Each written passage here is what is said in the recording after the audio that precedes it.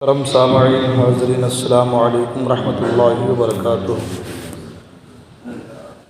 درود پاک پڑھیں۔ اللہم صلی علی سیدنا مولانا محمد معدن الجود والکرم والہ بارک وسلم صلی علیہ صلاۃ و سلام علیک یا رسول اللہ صلی اللہ تعالی علیہ وسلم۔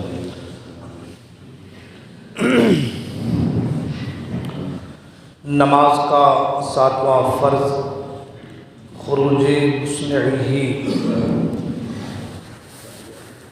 یعنی اپنے ارادے سے نماز سے باہر آنا، جس کو ہم لوگ سلام پھیری کرنا کہتے ہیں۔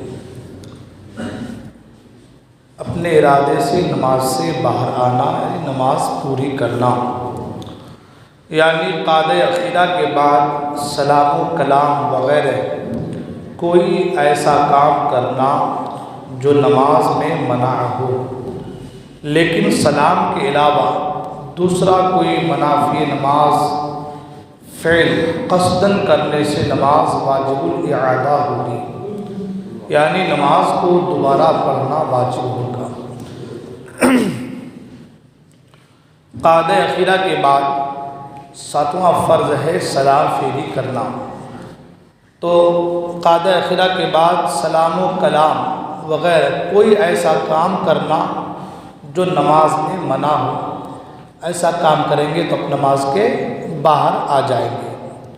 لیکن سلام کے علاوہ دوسرا کوئی منافی نماز فعل قصداً کرنے سے، جان بوجھ کر کرنے سے نماز واجب الاعادہ ہوگی، یعنی السلام علیکم ورحمۃ اللہ کہنا ہے تو ہم جان بوجھ کوئی ایسی بات کر رہے ہیں کہ جس سے نماز سے باہر آدمی ہوتا ہے۔ ظاہر سی بات ہے کہ نماز میں آپ کلام کرنے سے نماز آپ کی دوبارہ آپ کو پڑھنی پڑیں گی، تو اگر جان بوجھ کے کوئی آدمی سلام کی جگہ دوسرا کوئی الفاظ استعمال کرے تو نماز واجب الاعادہ ہوگی اور اس نماز کو دوبارہ پڑھنا واجب ہوگا۔ تو لہذا سلام کے ذریعے آدمی نماز کے باہر تو آئے گا لیکن نماز مکمل ہوگی۔ سلام کی جگہ وہ کلام کرے گا جان بوجھ کر تو نماز سے باہر تو ہوگا لیکن وہ نماز واجب الاعادہ ہوگی، اس لیے کہ لفظ السلام کہنا واجب ہے تو واجب ترک ہوگا، ظاہر سی بات ہے۔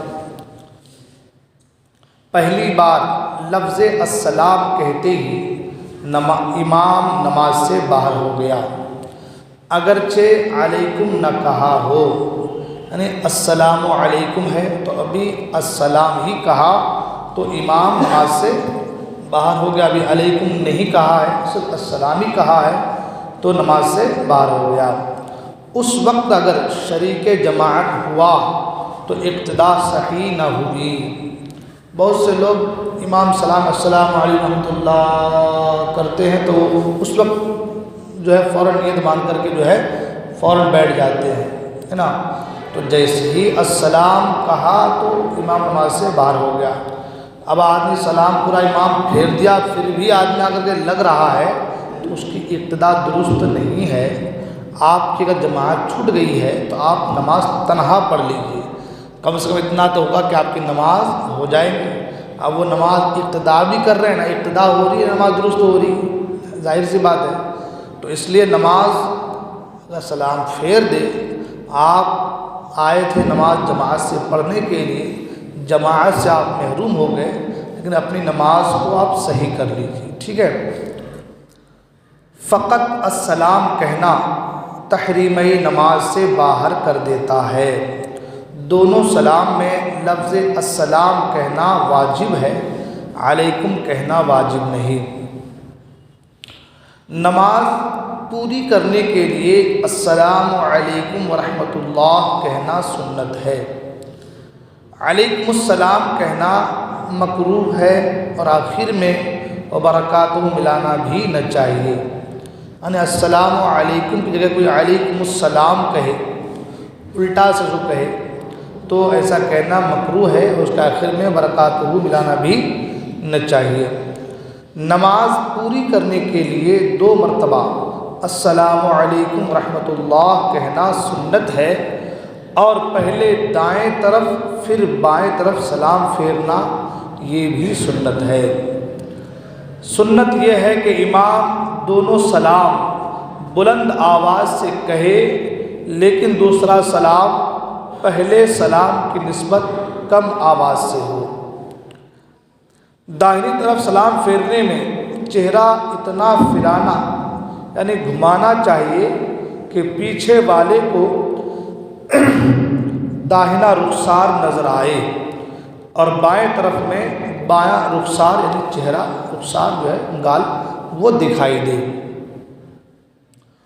امام کے سلام پھیر دینے سے مقتدی نماز سے باہر نہ ہوا جب تک مقتدی سلام نہ پھیرے، یعنی امام نے السلام علیکم ورحمۃ اللہ کہا، ابھی مقتدی نماز سے باہر نہیں ہوا ہے جب تک کہ وہ سلام نہ پھیرے۔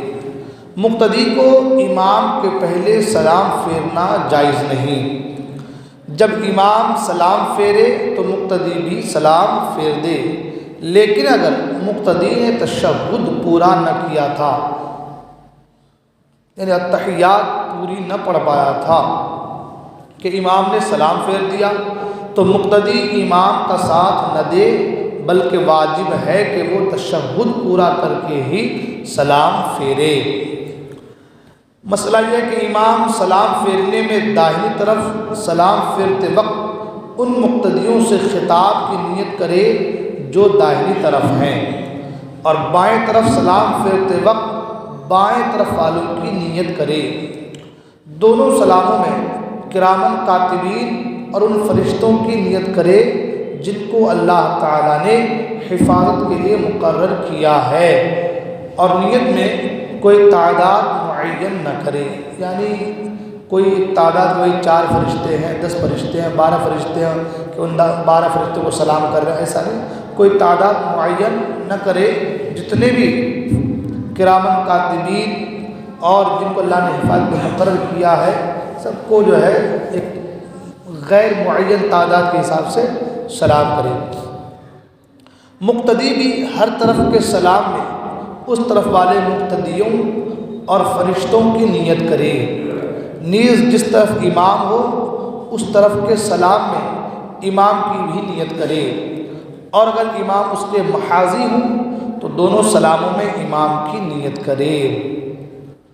یہ مسئلے پر بہت سے کمی لوگوں کا جو ہے عمل ہوتا ہے، اور بہت سے لوگوں کو اس مسئلے کے حوالے سے خبر بھی نہیں ہوتی کہ امام جب سلام پھیرے گا تو جب وہ نیت کرے گا مقتدیوں کی، تو مقتدی بھی ہر طرف کے سلام میں اس طرف والے مقتدیوں اور فرشتوں کی نیت کرے گا، ٹھیک ہے۔